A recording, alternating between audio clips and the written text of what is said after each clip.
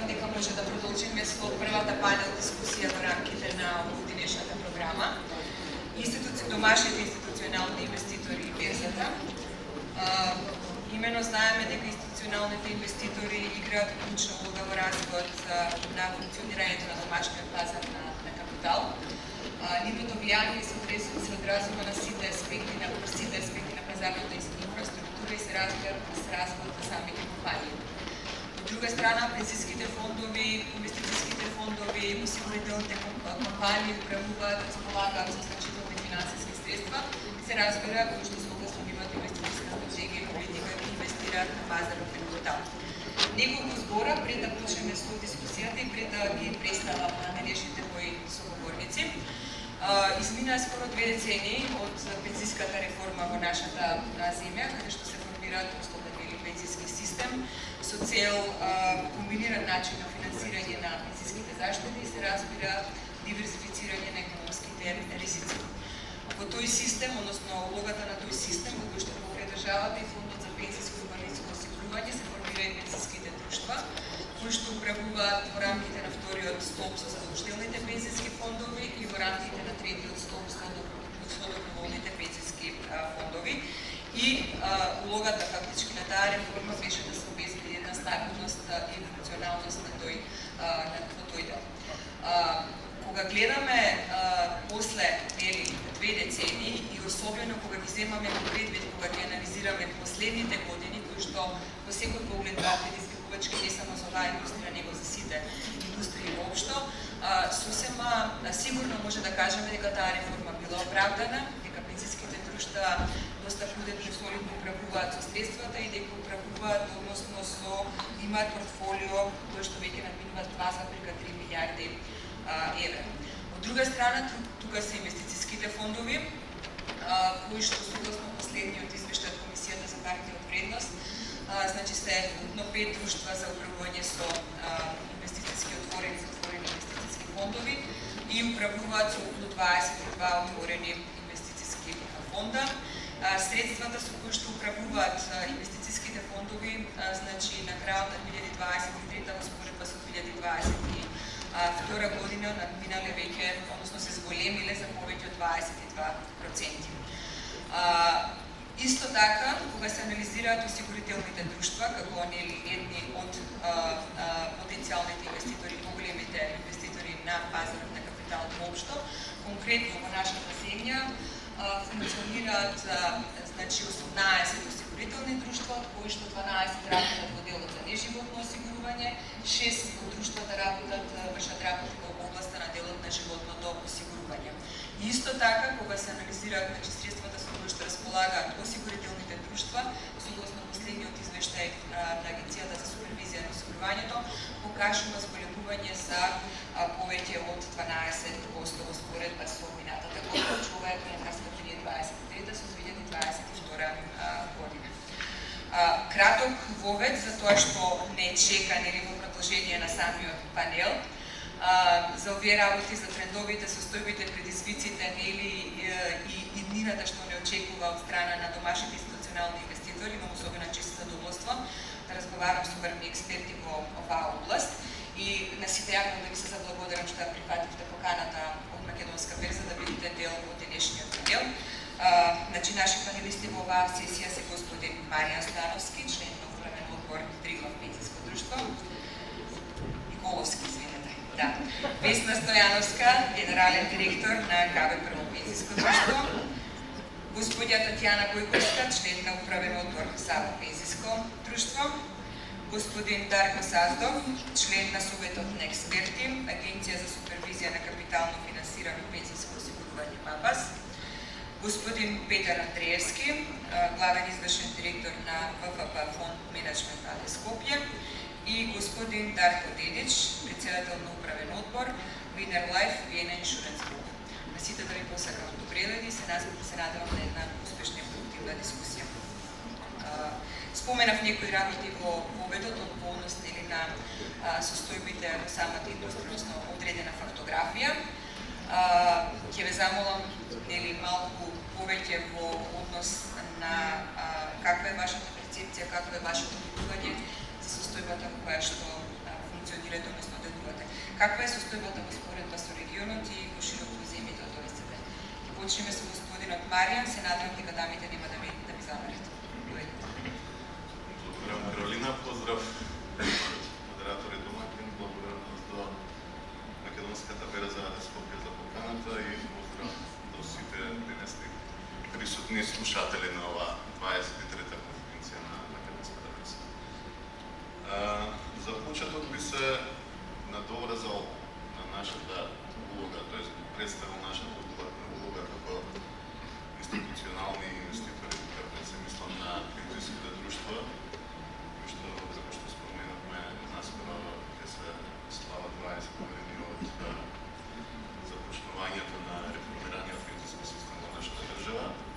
И како институционални инвеститори пензиските друштва се првите институционални на нашиот пазар и нивната главна улога е да одговорат пред се на демографските предизвици за кои што говоревме и во претходната презентација и на некој начин да представуваат, да донесат една избалансираност на системот како од аспект на системот во целина, кој што е поделен на три столба, на задолжително меѓугенерацијско пензиско осигурување, задолжително капитално финансирано пензиско осигурување и доброволно капитално финансирано пензиско осигурување, така и од аспект на поединецот со цел да се осигура една стабилна долгорочна перспектива во која што исплатата на пензиите и пред се и висината на тие пензии, односно животниот стандард,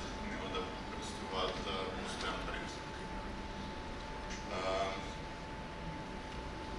Како институционални инвеститори, нашата улога ја гледам и од образовен аспект.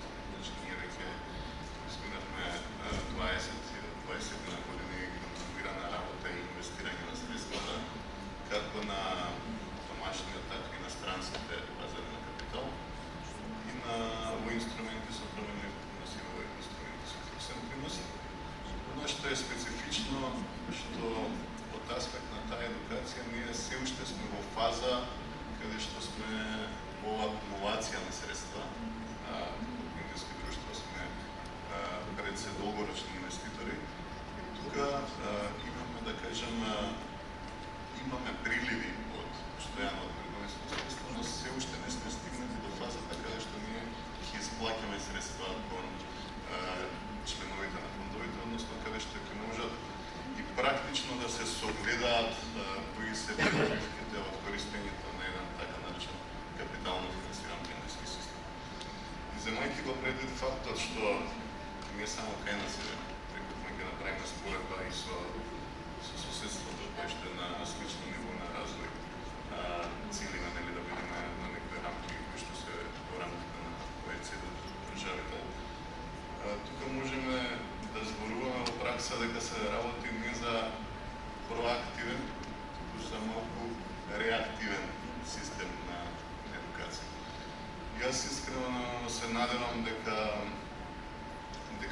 како одминува времето, ние сме на некои десетина години, можеби помалку од првата исплата на пензии, дека ќе стигнеме до систем и на меѓугенерацијска не само солидарност, туку меѓугенерацијска едукација, затоа што првите пензионери кои што ќе ги осетат бенефитите нели од исплатата на пензиите ќе може да го споделат тоа во својата година.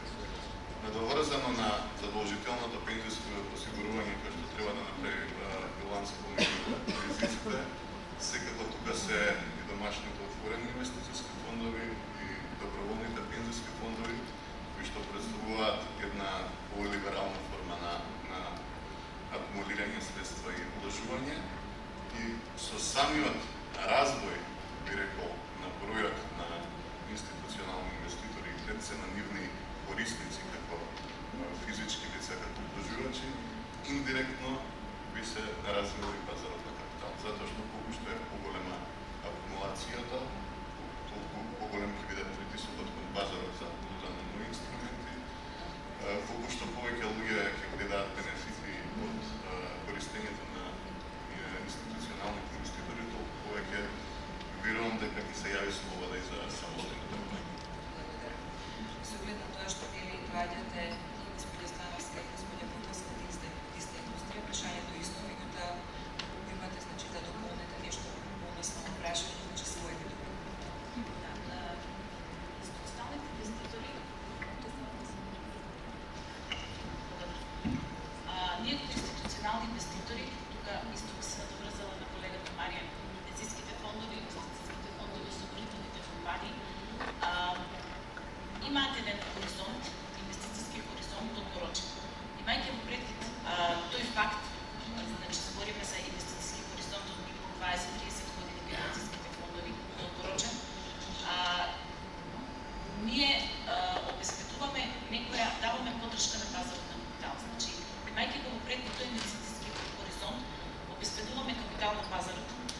Понатаму, влијаење на волатилноста, ја намалуваме влијаење на волатилноста на пазарот на капитал, нормално ликвидноста, влијаење на ликвидноста на пазарот на капитал.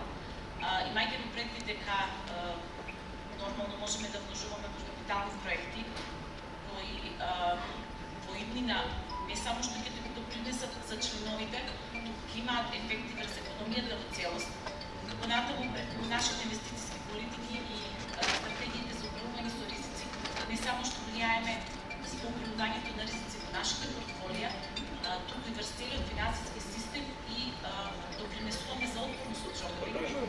Сето тоа ние како инвестиционални инвеститори низ годините сме го направили. Значи, почнувајќи од основањето на пензиските фондови во 2006 малку подоцна инвестициските фондови, осигурителните друштва во континуитет ја постојат дури пред основањето на пензиските фондови, во некои сегменти повеќе или помалку допринеле за развој и за напредување на било која од овие точки. Понатаму дефинитивно го поттикнуваме и влијање на корпоративното управување на компаниите кои што вложуваме. ESG практики кои што денес и текако се видни и за општеството, и за заедницата, и за компаниите. Значи, ако се навратиме во сите овие домени, институционалните инвеститори низ годините имале некакво влијание. Нормално е дека треба да работиме на тој, треба да го подклучуваме и нормално дека понудата е таква како што е во моментот со поголема понуда на другата страна, сега додека и нашето влијание врз сите овие сегменти би била исто поголема.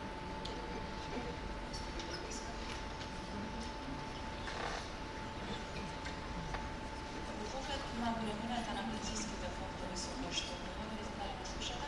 Може малку по-близко појаснити. Вака, интересна информација е дека во принцип според висината на средства во грабување, пензиските фондови представуваат втор по големина сегмент на домашниот финансиски систем. Нормално е во секој систем, онака како што ќе растат пензиските акумулации и како што ќе расте уделот на пензиските фондови во финансискиот систем, да се поставуваат прашања во поглед на улогата на пензиските фондови во различни други цели кои што се, да речеме, на некој начин релевантни, меѓутоа кои што мора да се стават во контекст на исполнување на клучната цел и клучната улога на пензиските фондови, тоа е нели обезбедување на највисока ставка на принос за членовите единствено во интерес на членовите и на пензионираните членови, кои што кај нас, ако зборуваме за членови во вториот столб, изнесуваат веќе повеќе од 606.000 луѓе, што значи зборуваме за еден сегмент кој што има специфична социјална димензија и специфична тежина која намигнува фидуцијарна одговорност, сите одлуки поврзани со, да речеме, инвестирањето поврзани со покренување на иницијативи и така натаму, да бидат во насока на исполнување на основната цел на пензиските фондови. Постојат разлики во улогите кои што пензиските фондови, односно како правни лица друштва за зборување со пензиски фондови имаат во различни системи, зависно од нивото на економски развој на самиот систем, нивото на средства под управување и така натаму, така што доколку правиме споредба на иницијативи кои што се присутни во нашиот регион со иницијативи кои што се поврзани во развиените пензиски системи, ќе забележиме дека во одредени сегменти заради големината на фондовите се потенцира клучната улога на пензиските фондови во поддржувањето на политиките за поддржливост, во финансирањето на инфраструктурни проекти кои што понатаму треба да имаат спиловер ефекти како на економските збитувања, така и на квалитетот на финансиските услуги на финансискиот пазар и така натаму. Се надеваме дека со тек на време и ние ќе дојдеме со пензиска акумулација која што, да речеме, со која што поквалитетно ќе го даваме тој наш придонес, меѓутоа во тој поглед за да дојдеме до таква можност неопходни се законски измени. Веќе долго време во делот на регулативата немаме никои позначајни законски измени кои што би не приближиле до современи практики во смисла на користење на позитивни искуства од успешните пензиски системи. Тука можеме да зборуваме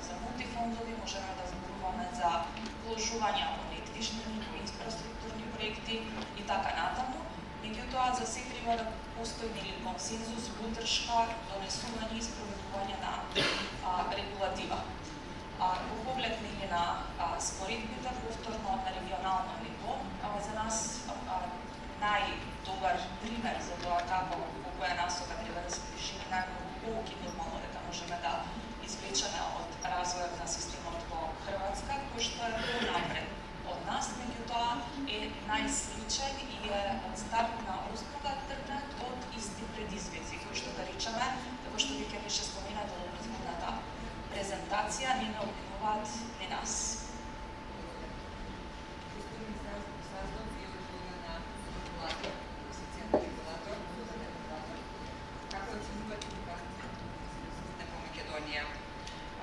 Може би имуност на меѓународните стандарди или добрите или меѓународни практики. Ваше видување малку повеќе однос на системите. Да, благодарам на прашањето, сосема релевантно. Таа е една стратегијата и на агенцијата. Изминатиот период сосема е височајна се погоди. Имавме и пред една недела подпишување меморандум за соработка со словачкиот супервизор, со Народната банка на Словачка, која врши супервизија на пензиското осигурување во Словачка. Во месец јуни пак обновивме меморандум за соработка со ХАНФА, како правен наследник на Хагена, кој беше пензиски супервизор во Хрватска. На тие работни состаноци разменивме доста искуства меѓусебно и се соочуваме дека се соочуваме со слични проблеми.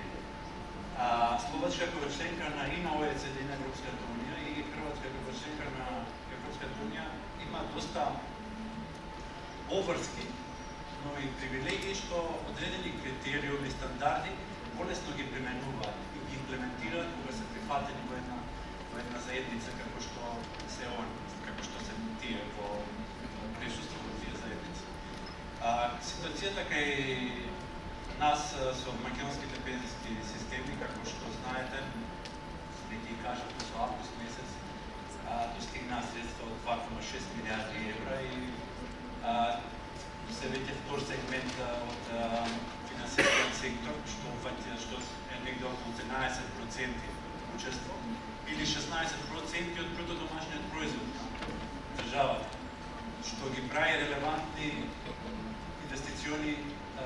инвеститори на глобалниот пазар.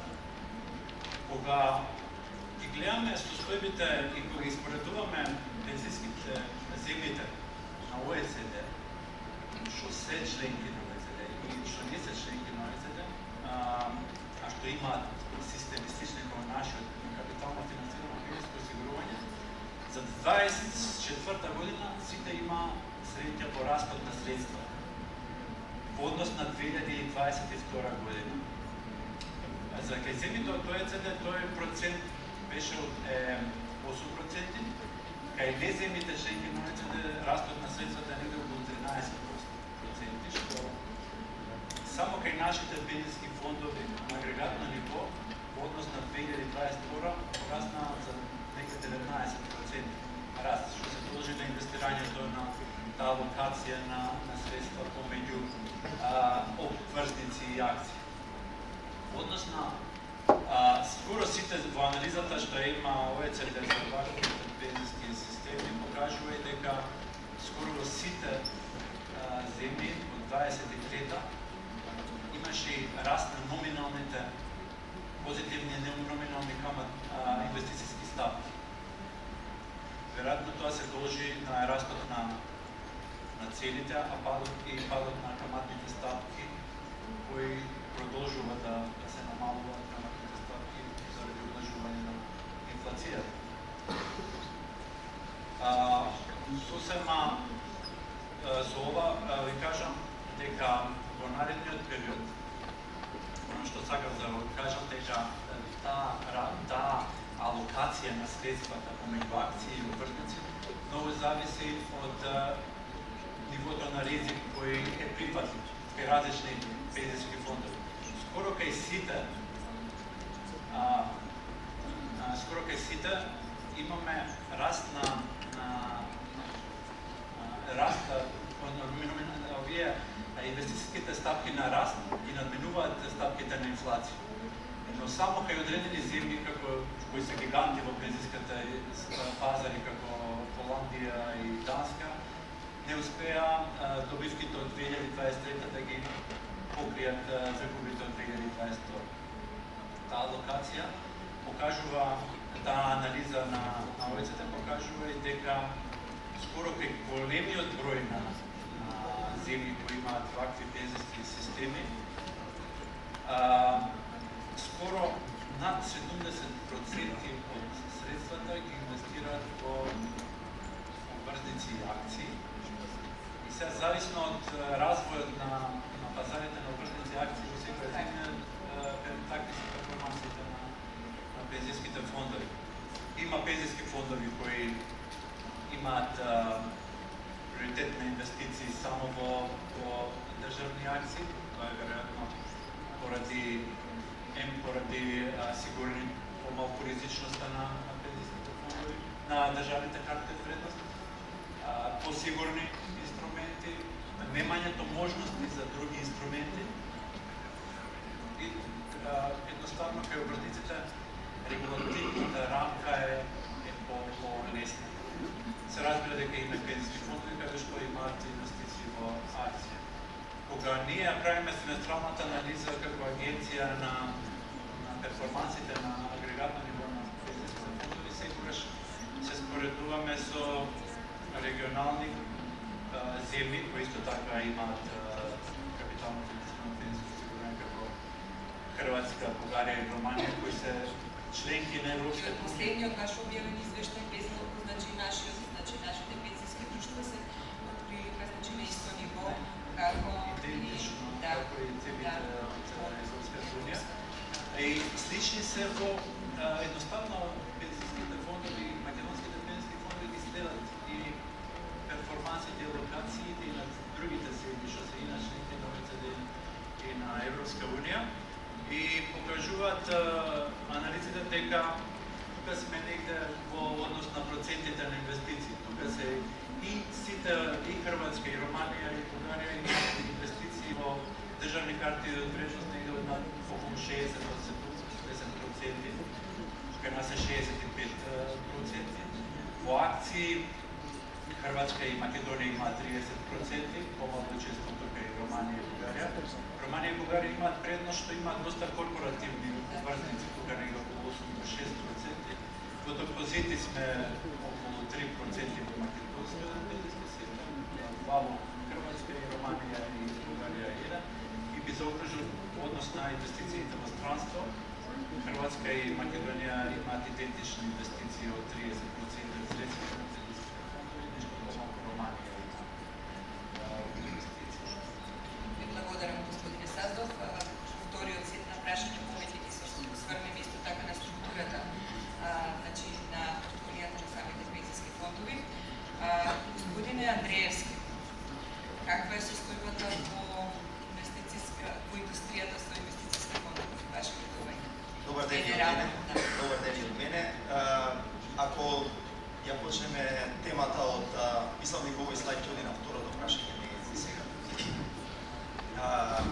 Ако одиме по обемот на зафаќање на нашата индустрија или индустријата од која јас доаѓам, индустријата на инвестициски фондови, ние сме четврта индустрија, нели првата е банкарската индустрија, втората е, како што кажа колегите од пензиските фондови, индустријата на пензиски фондови, осигурителната индустрија, па доаѓаме ние како индустрија на инвестициски фондови.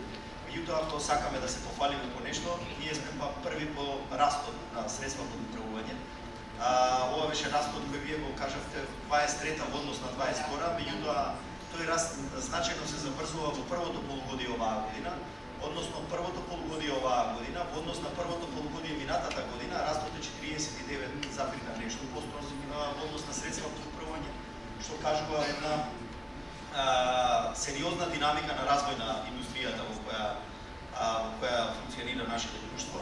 Нашето друштво е веројатно една од малките финансиски институции во Македонија која има бизнис операции надвор од Македонија.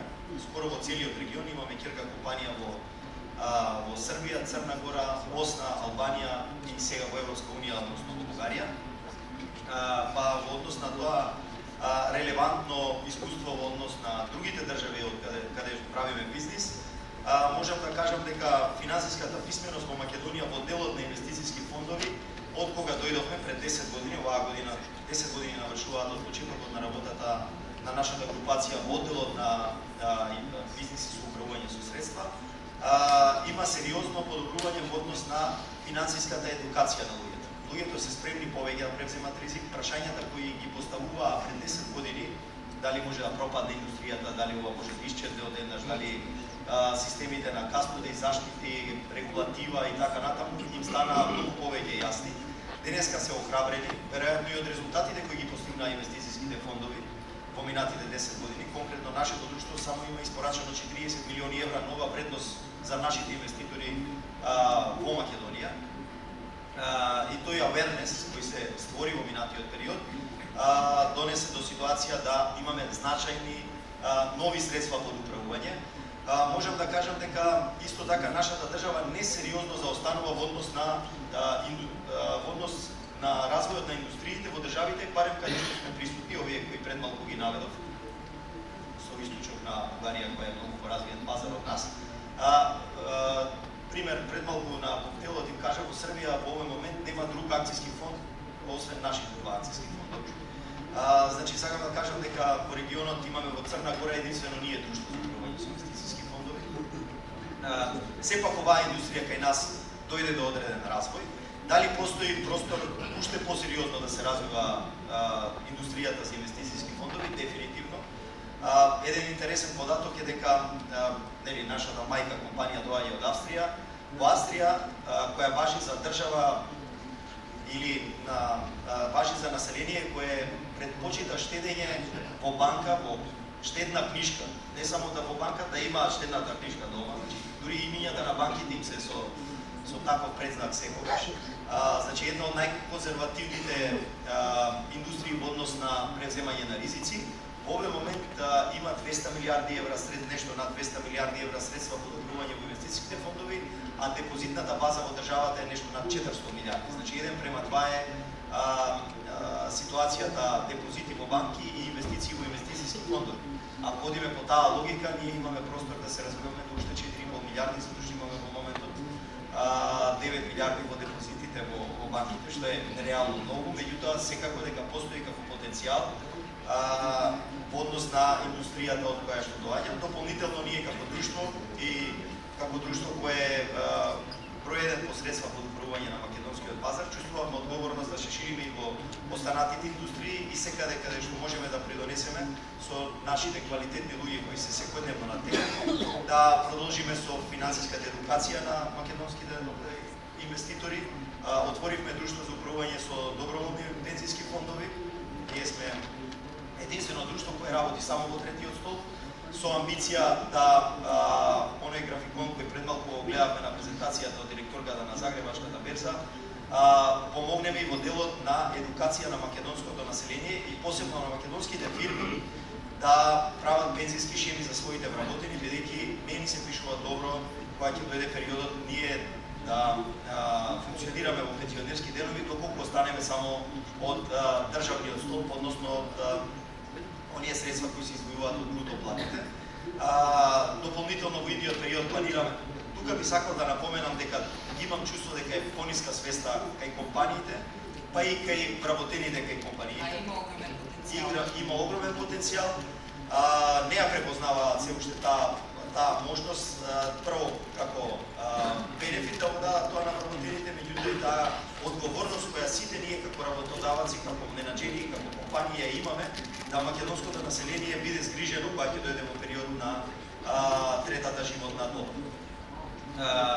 Меѓутоа ќе се бориме, средствата под управување сметам дека се исклучително скромни и постои сигурно потенцијал за развој во тој бизнис. Дополнително планираме за развој во уште еден бизнис на македонскиот пазар, така да тоа ќе го ставиме за тоа ќе го ставиме за откриваме. Да, сега. Благодарам, господин Андреевски. Господине Дедиш, завршително прашање со друга индустрија. Каква е состојбата во вашата индустрија?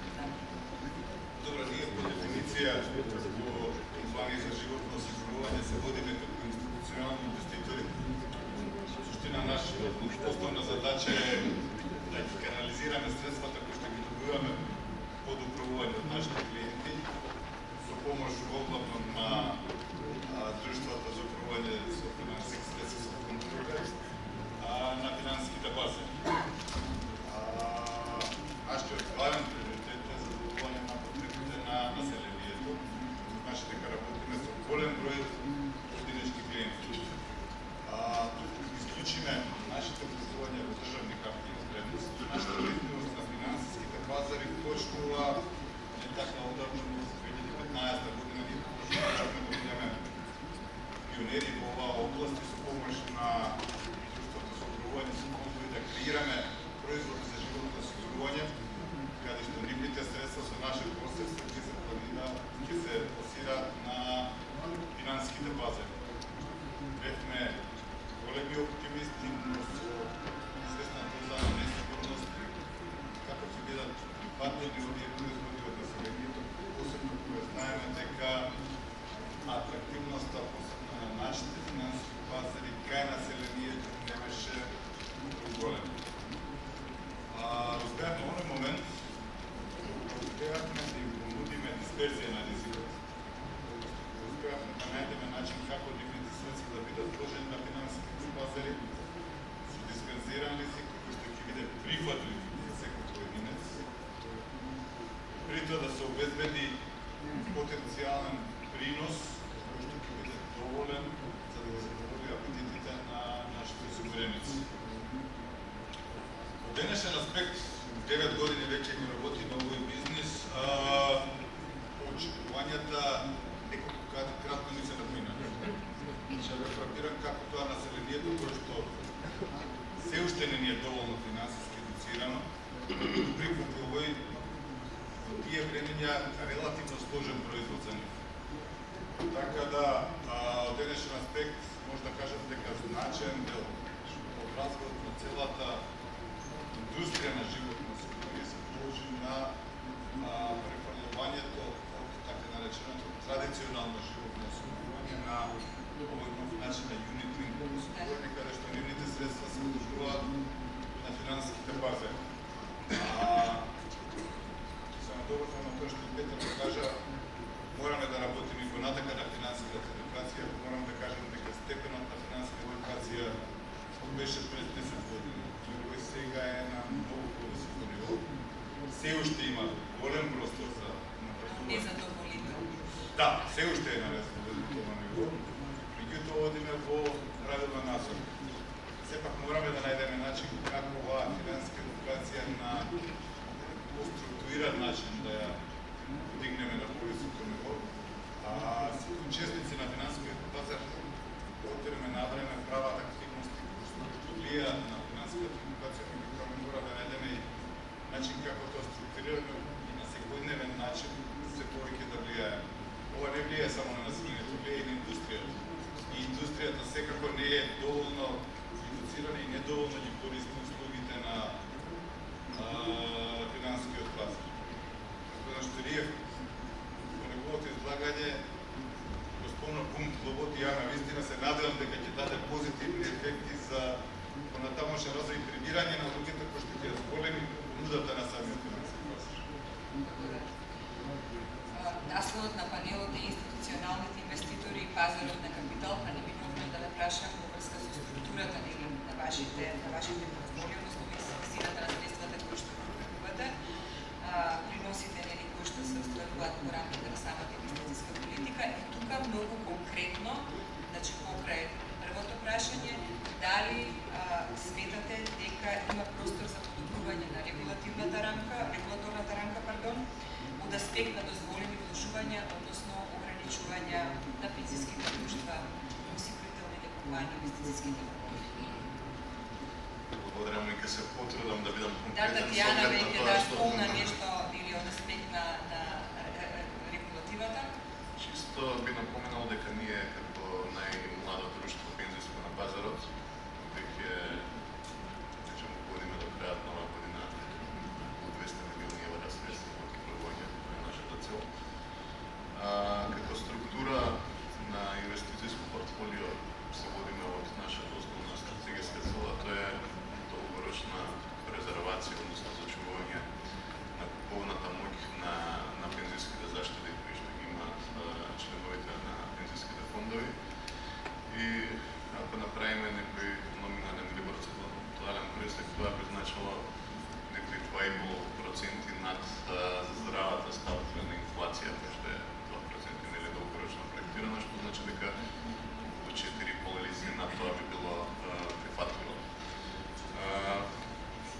аспект на резултатите кои што се постигнати, ако исклучиме 2022 година, која што беше екстремно својата инфлацијска ставка за последниот период е од 36 месеци, 3 години. Кумулативниот принос е над 15%, што значи дека годишно остваруваме со управувањето на фондовите над 5% на годишно ниво. Она што го спомна и колегите дека има континуиран развој на домашниот пазар на инвестицијски фондови. Јас како представник долгогодишен на таа индустрија сметам дека ние во пензиски друштва имаме малце и патриотска улога кон развој на тој сегмент од пазарот. Значи, растот на средства да подпрвување во инвестицијските фондови се положи и на вложувањето од страна на пензиските фондови. Од друга страна, според нашите анализи можам да кажем дека приносите кои што ги остваруваат воопшто не отстапуваат од приносите кои што ги остваруваме од инструменти кои што се вложени во странски издавачи. Така што тука треба да се засили таа синергија од аспект на промените во регулативата, би бил конкретен моје размислување лично. Значи, ние како пензиски фондови имаме строги ограничувања од аспект на вложувањата во домашните и институционални инвеститори и директно во поединечни издавачи. Така што може би можело да се размислува во насока на поголема координација помеѓу регулаторите на пазарот на капитал во однос на бариерите за можност за вложување во домашните инвестицијски фондови, а посебно би ставил еден аспект на тоа за голем развој на домашниот пазар и на капитал и на врзнички пазар, да се размисли за евентуална стимулација, односно поголема можност за изложеност кон инвестицијски фондови кои што имаат политика на изложеност кон домашниот пазар на капитал. На тој начин би се овозможила и поголема ликвидност, а би рекол и поголема свесност на самите членови. Господин Стојанов, много конкретно. Кај прво пензijsko društvo upravува со два фондови. Задолжителен пензijski фонд и доброволен пензijski фонд. Нивниот износ на средства е околу 50% од пазарот, и отприлика нешто околу заклучка 3 милиарди евра. И постоиме на пазарот веќе 20 години. Она што го сметам како особен резултат од почетокот на постоењето до сега, просечниот принос на фондовите е околу 5,5% на годишно ниво. И тоа е во некоја релација со европските пензijски фондови. Така да тоа е на кратко личната карта околу КВ Прво пензijско друштво. Она што е многу битно да се спомене во овој состав и во контекст на прашањето, кои се предизвиците во поглед на инвестицијската рамка. Она што е многу битно е друштвото во фондовите членуваат 270.000 члена, само кај нас. Старосната структура е различна, од 20 години до 60 години. Нормално е дека инвестицијската рамка не може да биде, инвестицијската стратегија не може да биде иста за некој кој што има хоризонт од 40 години, некој кој има хоризонт од 5 години инвестирање до пензионирање. Тука многу пати сме зборали со регулаторот на оваа тема. Едно е зголемување на лимитите во инструменти со варијабелен принос, меѓутоа од друга страна, сакајќи да ги заштитиме повозрастните членови, да ја на некој начин обезбедиме вредноста на средствата пред пензионирање, да ја заштитиме од евентуални флуктуации во волатилност, ние треба да имаме некоја подруга структура на портфолио во тие години. Значи, она што е искуството од другите држави, на нас најблиску ни е Хрватска во овој дел, ги воведува life cycle фондовите веќе поодамна. Значи, она што е во моментот портфолиото во пензijските фондови е балансирано портфолио со умерен ризик. И тоа се аплицира на една група возрастни членови, на една група членови. нормално дека младите членови треба да имат поголем апетит за ризик, за можда за поголема заработка, но возрастните членови треба да бидат изложени на помал ризик и заштита на ликвидни средства. Тука, евентуално, ја гледам во иднина регулативата и развојот на инвестицијската рамка и битно е да се спомене дека оваа инвестицијска рамка е веќе 20 години непроменета. Средствата на фондовите се, како што спомнав, 2,6 милиарди евра и треба да се размислува на таа насока. Оно што е исто битно да се спомене, ако ги анализираме структурата на портфолијата на пензijските фондови во Европа, ние не се многу разликуваме. Единствено нешто по што се разликуваме е некои 3-4% во ETF и во инфраструктура, алтернативни фондови. Тие се некои 3-4-5% кои што се разликуваме во портфолијата на нашите македонските пензijски фондови и странските пензijски фондови. Така да тие се некои хинтови кои што јас би ги издвоила и би ги посочила денес на оваа дебата како тема за размислување, поготово кај регулаторот и кај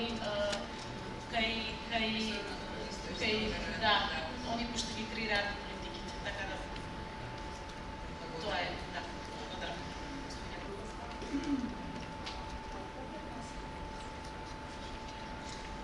Во поглед на средствата за управување на самото пензijско друштво, ние сме до поголемина или сегментот капитално финансирање на пензijски систем. Па така се последно објавени јавни податоци од крајот на август, кај двата фонда имаме средства за управување од милиарда и 115 милиони евра, но нормално со доминантно учество на задолжителниот фонд.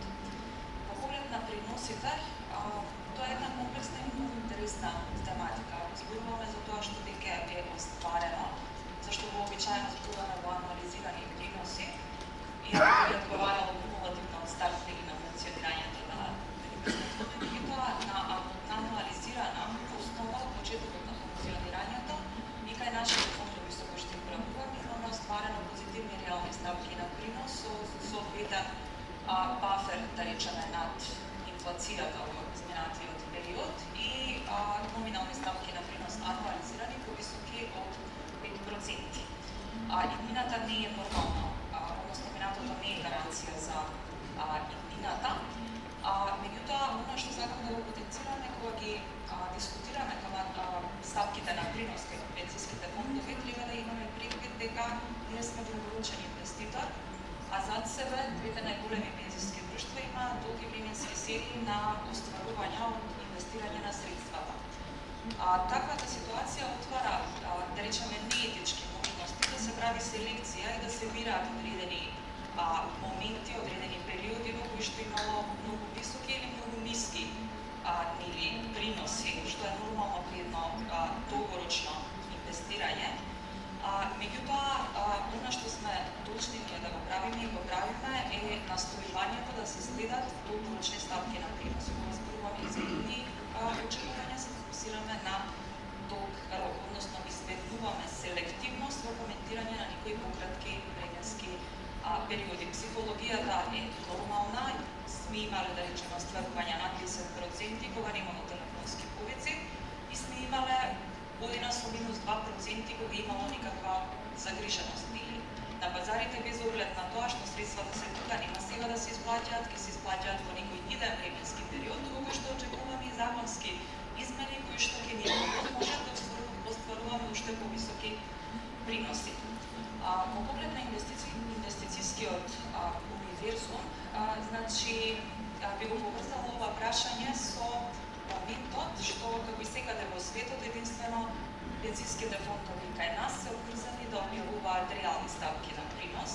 Меѓутоа, забележавме во претходниот период дека во одредени периоди на значителен пораст на инфлацијата, вложувањата во акции не обезбедија комплетна заштита на реалната ставка на принос. Па од тука се отвара и прашањето за воиднина, за евентуални и посакувани нови регулаторни промени, можностите за поведување на современи алатки за управување со ризици, меѓутоа и можностите за инвестирање во оние сегменти од алтернативни вложувања, кои што воиднина ќе обезбедат на долг рок не само таква заштита, туку и подобрување на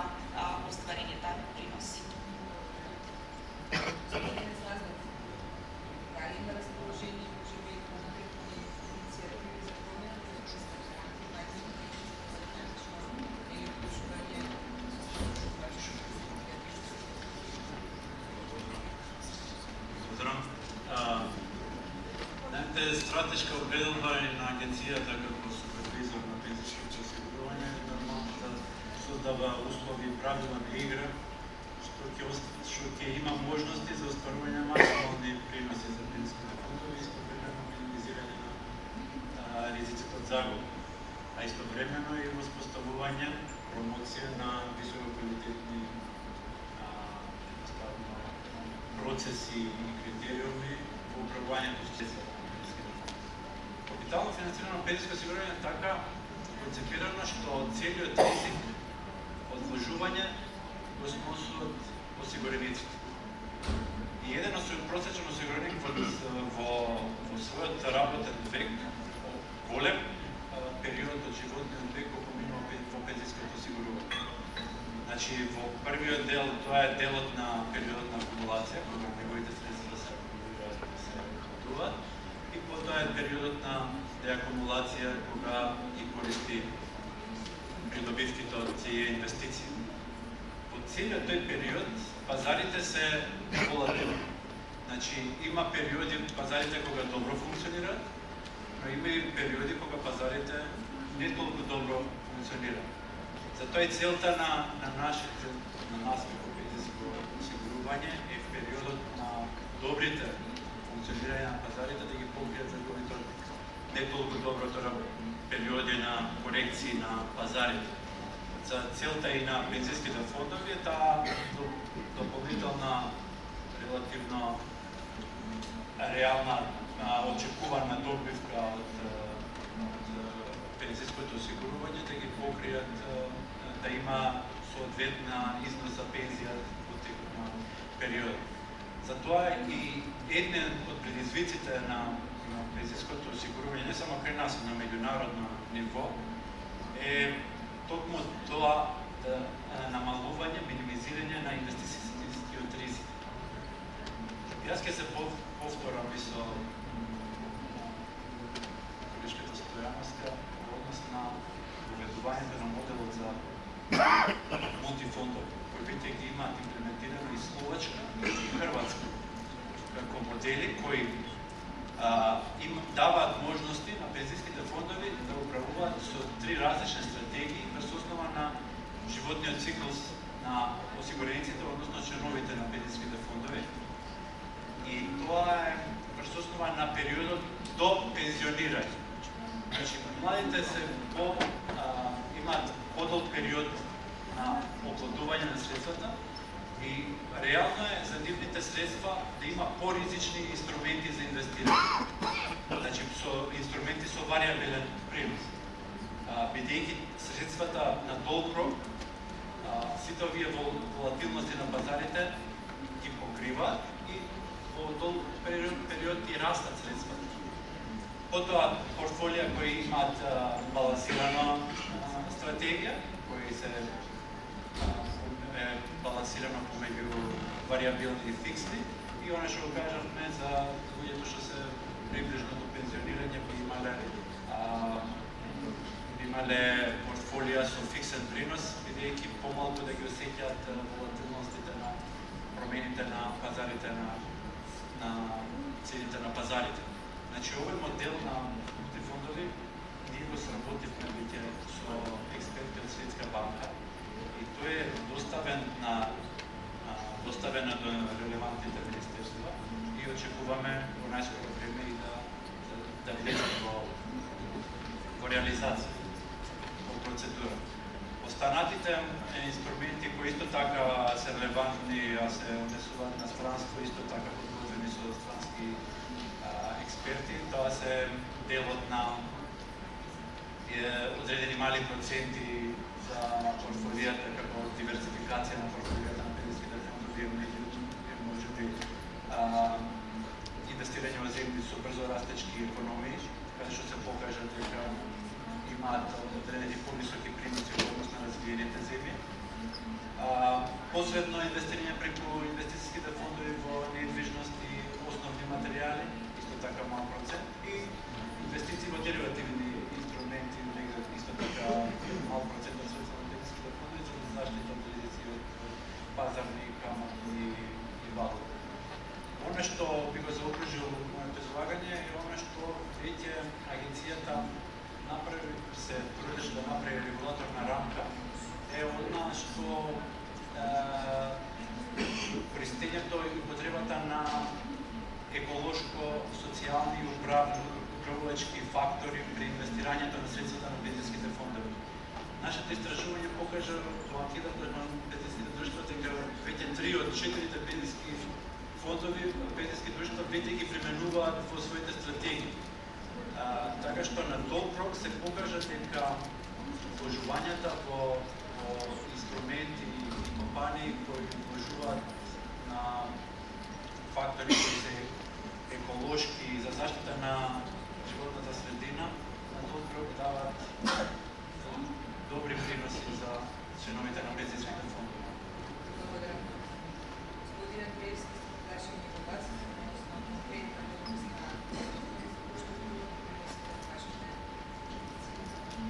Јас имам неколку слайдови испревено, веројатно визуелно подобро ќе се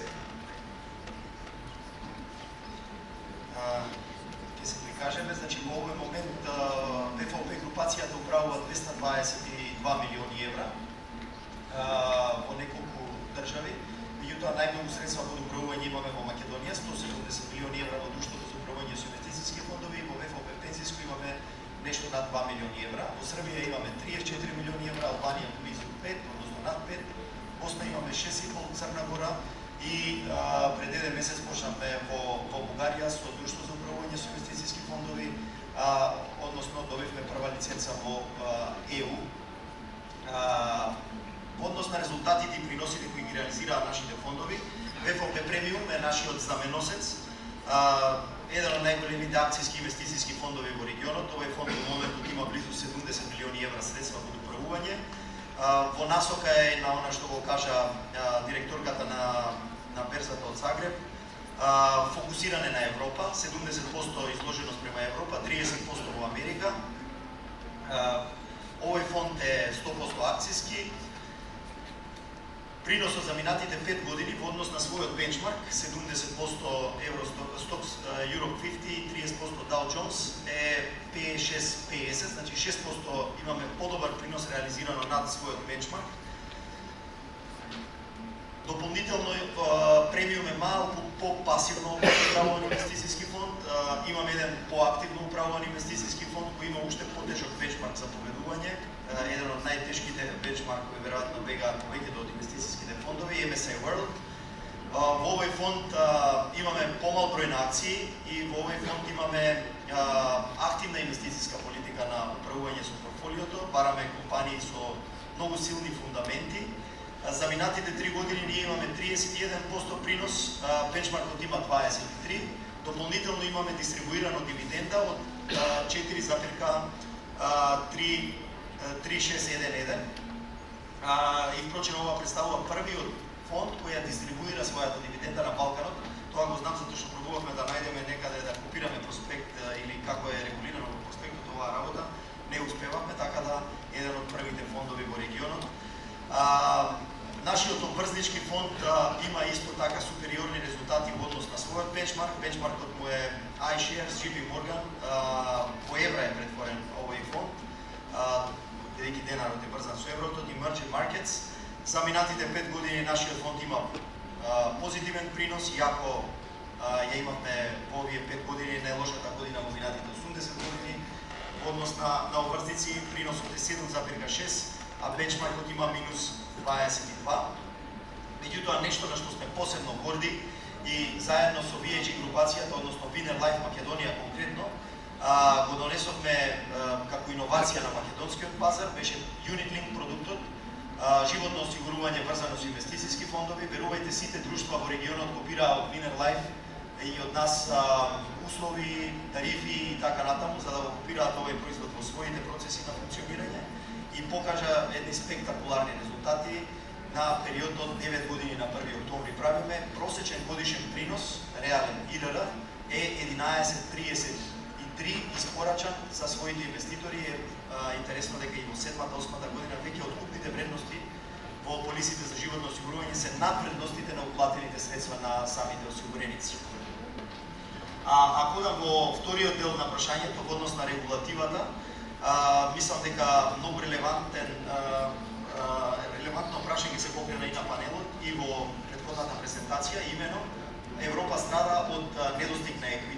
и Марио Драги тоа го кажа, ни треба еквити, ни треба нови средства, вложени во бизнис.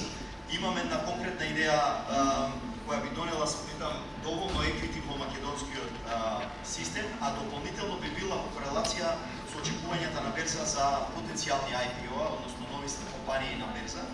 Имено, ние нели секогаш се обидуваме да донесеме странски инвестиции, меѓутоа ако се свртиме дома, пензиските фондови располагаат со многу големи средства под управување и доколку таа регулатива овозможи, слушнаме дека и законот за алтернативни фондови е во процедура или е изготвен, доколку се овозможи 1% од пензиските фондови да се вложува во алтернативни фондови, кои би пред се вложувале во македонски компании, private equity конкретно, или може би недвижни, меѓутоа јас сум повеќе поборник за private equity, тоа би било мотив да се појават сериозни управувачи во делот на алтернативни инвестицијски фондови.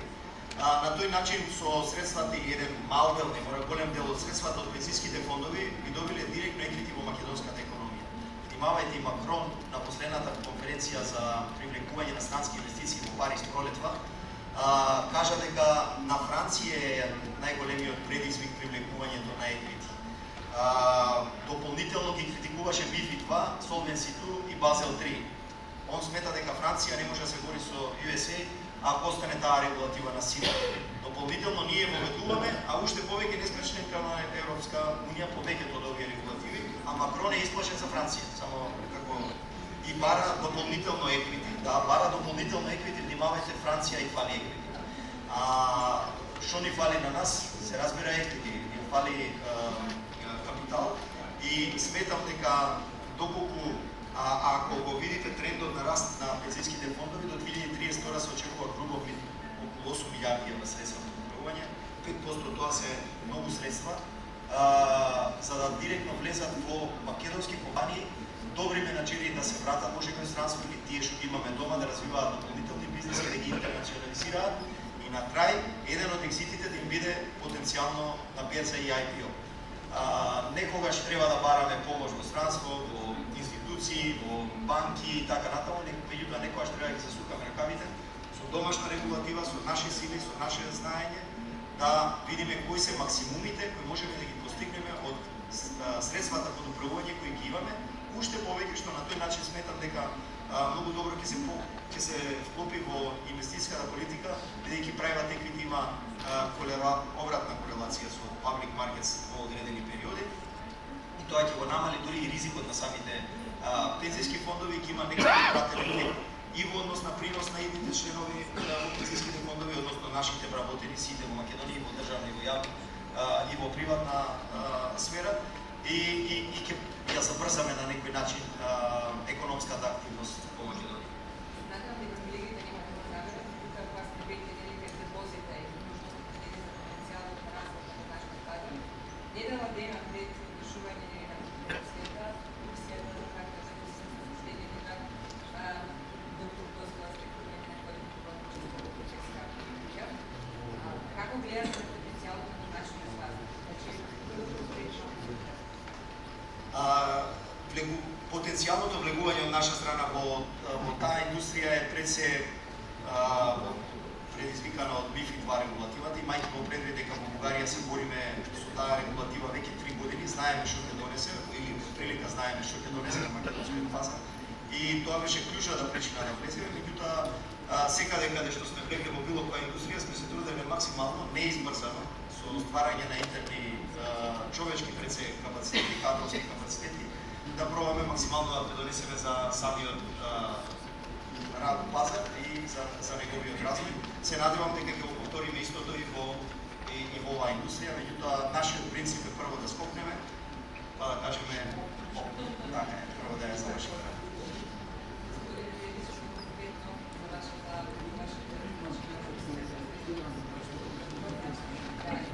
Да, извинете. Господине Дедич, за вас истото прашање, меѓутоа во интерес на времето ќе ве молам да бидете доста конкретен или во поглед на Што пократок можам. Животното осигурување, почнеме не живот, него гледаме само живот. Ставува тоа најмлада финансиска дейност во Македонија, може да формира првото осигурување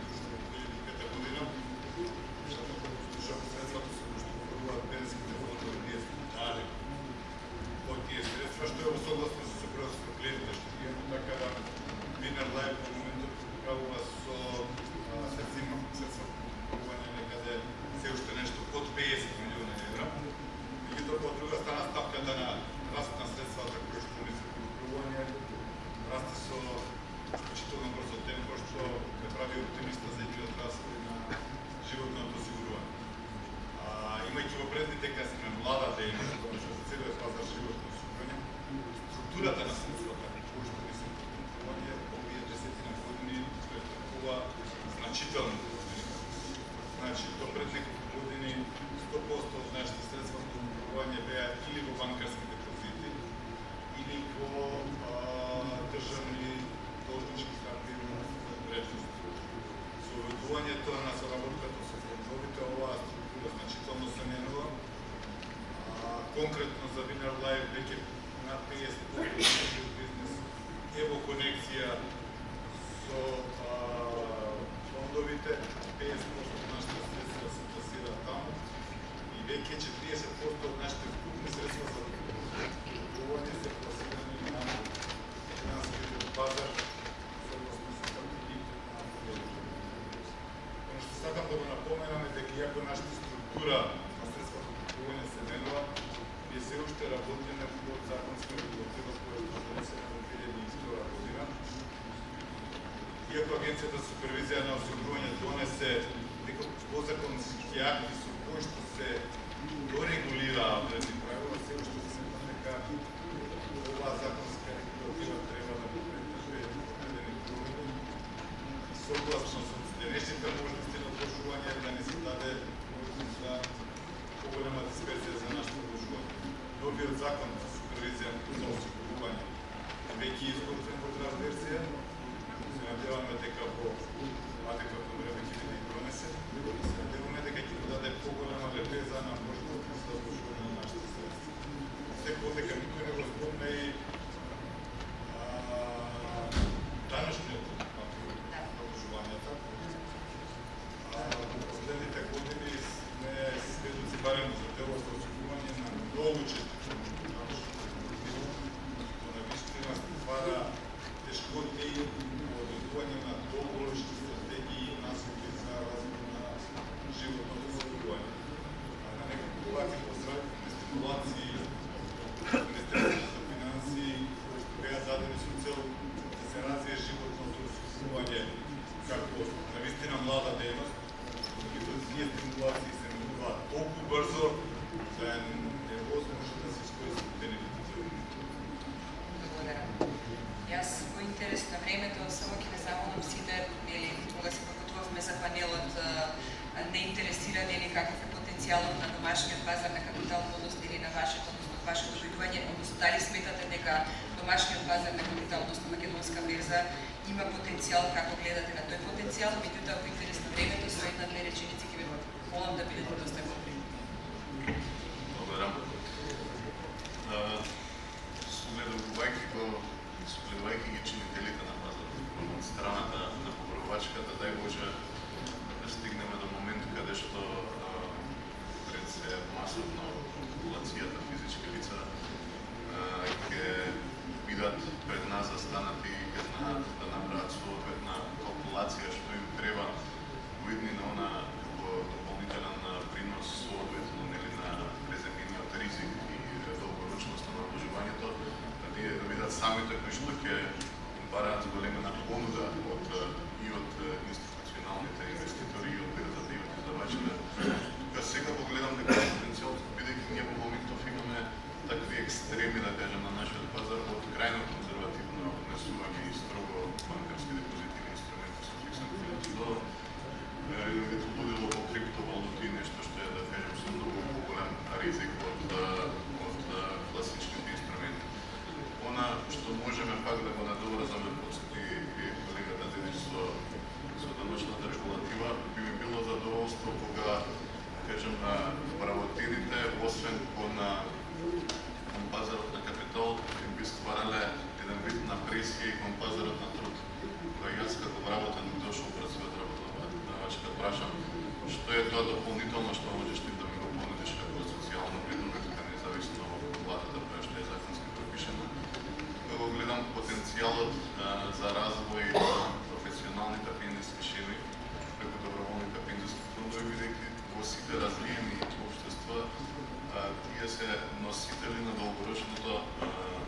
формирање на пензионерските денови, секако тоа се инструментите кои што имаат најголеми стимулации од државата од аспект на даношниот треток.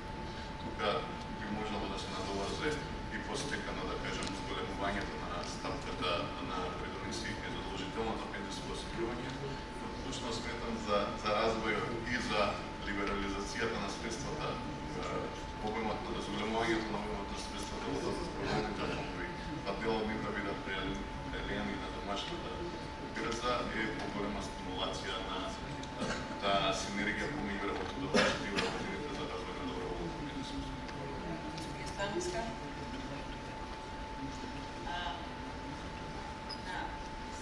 Дефинитивно, понудата на пазарот на капитал во моментот е limитирачка, можам да кажам. На страната на постојните компании, јас би рекла два моменти кои што треба да се работи. Транспарентноста на компаниите и ешчи практики. Знаеме дека светот сме берза и здравни правилници, компаниите на вистина се чекор напред во однос на минати години, меѓутоа транспарентноста и практиките нешто на кои што треба да се работи. Од друга страна, на страната на она што би можело како нови инструменти, дефинитивно би сакале да видиме нови акционерски друштва или некои трансформации на друштва за ДЕО или друштва со ограничена одговорност во акционерски друштва. Алтернативните фондове веќе ги спомнавме и се нешто кој што навистина ние со нетрпение и очекуваме да видиме таа рамка и таа поставеност. Да не забораваме изминатите година две се боревме со инфлација, инструменти за заштита од инфлација, така да постои можност за унапредување, да размислиме по која насока и што можеме да направиме, а нормално на страната на понудата, исто како колегите, развојот на доброволното е нешто што мора да работиме во еднина. Јас тука повеќе би рекла измените во законите изминатите години на вистина допринесуваат за недоверба и на страната на клиентите и на страната на фондовите. Прашалници сме што понатаму, меѓутоа тука гледам на прво место да се вратат оние, ајде да кажем, даночни поволности кои што ги имаше во минатото и да се унапредат, да се размисли што е тоа што било долгорочен ефект и на страната на државата и на страната на идните пензионери, бидејќи сепак се работи за пензионери кои што во иднина ќе бидат, ајде да кажем, не биле толку на терет на првиот фонд. Благодарам. Благодарам. Господи Бојковска, многу конкретно и кратко. Кратко и конкретно, значи нашата товарна потенцијал во нашиот пазар веќе е отсликана во портфолијата на фондовите за кои што работуваме. Значи, споредено со останатите фондови, ние имаме, ако ги гледаме заеднички задолжителниот и доброволниот фонд, највисока изложеност на домашни акции. Меѓутоа и таа изложеност, присутноста на домашниот пазар, активното тргување со сега не е тоа дейли трейдинг, меѓутоа активно инвестицијски пристап што спроведуваме во однос на домашни и во однос на странски акцијски вложувања, како и акционерскиот активизам кој што го практикуваме со присуство на акционерски собрања, покренување на иницијативи со видување гласање или на начин кој што е во интерес на членовите на фондовите со кои што практикуваме, ние веќе даваме одреден придонес кон квалитетот на домашниот пазар на капитал, меѓутоа очекуваме дека во иднина ќе се направат подобрувања, односно ќе се преземе сет на мерки за кои што треба да застанат повеќе посегнати страни и чинители за подобрување на ликвидноста, за подобрување на длабочината на пазарот и апсолутно за доведување на поголем број на инструменти кои што може да бидат изложени. Тука би продолжила со господин Дедич, затоа што на некој начин господин Андриевски искоментиравме за потенцијалот, така да се казва и во затворена пресетна прашање. Како гледате потенцијалот на домашниот пазар? Македонската берза ги има обезбедено сите услови за ефикасно и ефективно функционирање на македонскиот пазар на капитал, во кој што сега треба да работиме на зголемување на обемот на активности на македонскиот пазар на капитал. Да не се зборувам се со дошол со останати соговорници, главно е како да најдеме начин да ја збориме побудата македонскиот пазар, а исто така да се зборим побудата на преводачката информација. Ви благодарам на сите. Доколку нема прашања од публиката, не може да ви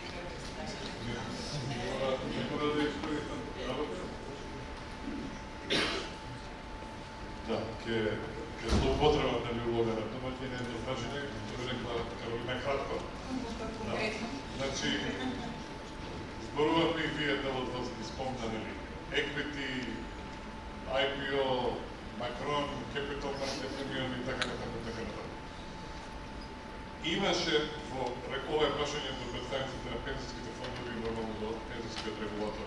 Имаше во регулативата едно ограничување дека пензijските фондови во IPO или воопшто можат да вложат во акционерско друштво што е најмалку една година котирано.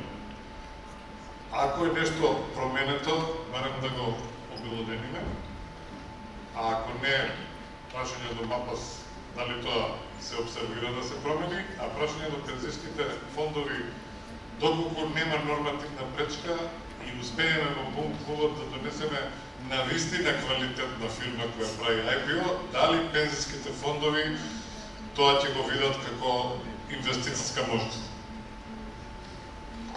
Тоа што ви го кажете сега мора да го спомнете.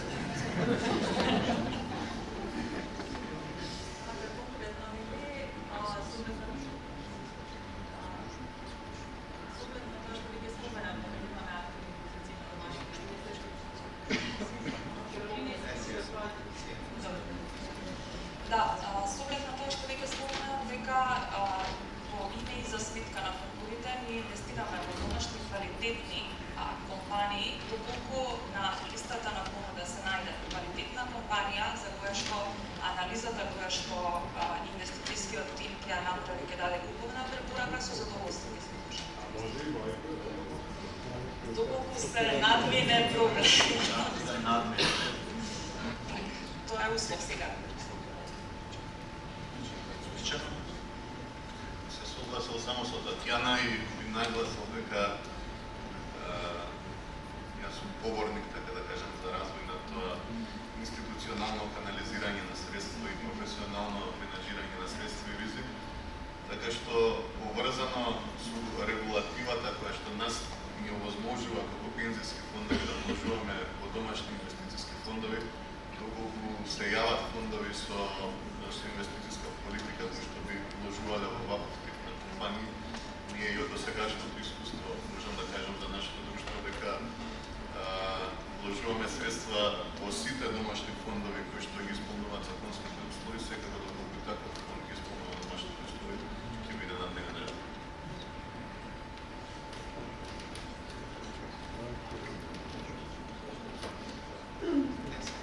Благодарам на прашањето. Ние го разгледувавме тоа прашање, се уште не е абсорбирано као опција. Се уште не е таа опција као ризична, од аспект на има неколку аспекти на ризичност на тие инструменти. Сепак пензijското осигурување и инвеститорите и управувачите средства имаат фидуцијална должност да ги управуваат средствата согласно по критериумите на разумен човек. Доколку ја најдеме јасни критериуми по кои може да ги дефинираме IPO-ата и одреден процент од страна на пензijските фондови за учество во тие IPO, може и тоа да се разгледа како опција.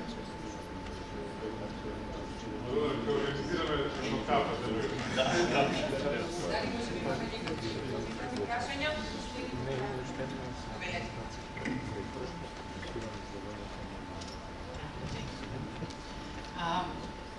Благодараме вака и интересна дебата. Даринка Дамјановиќ од Централна депозитар. Се спомна можноста, ова е прашање за пензijските друштва, можноста друштвата да учествуваат во капитални проекти. Значи, прво ми е прашањето дали некогаш имало иницијатива од државата во врска со издавање на харти од вредност по пат на приватна емисија спрема пензиските друштва. И дали некогаш се случило, можеби јас не знам. Тоа е конкретното прашање. И што мислите за таква опција? Пред некој ден прочитав наслов ЕСМ купува струја заради тоа што е дотраена опремата. Например.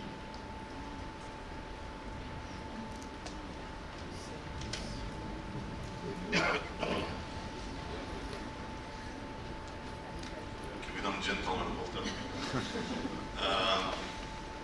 Конкретно прашањево го дискутиравме со нашите колеги од пензиските фондови, сме го дискутирале со регулаторот.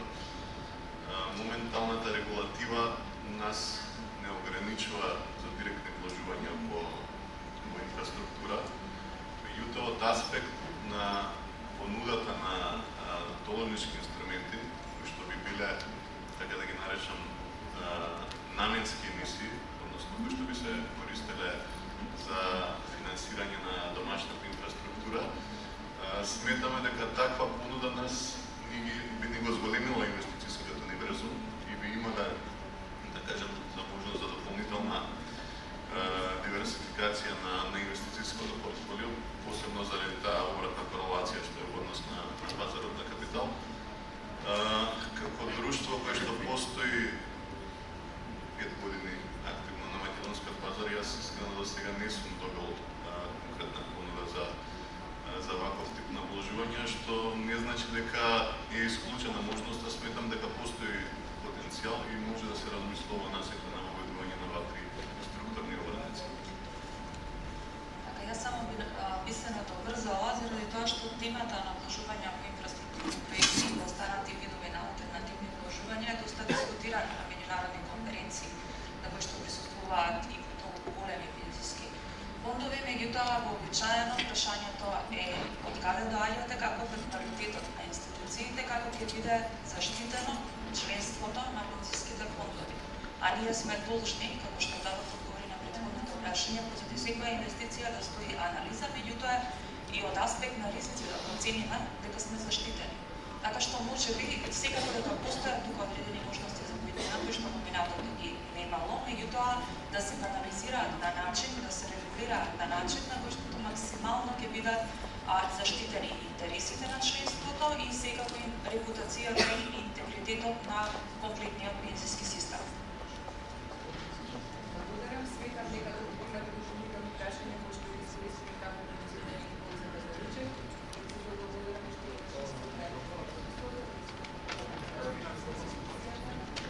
Текната дискусија биде да се слуша. Благодарам. Да, продолжуваме со програмата. Следи специјална презентација на господин Раду Ханга од Буkurešt Adversi.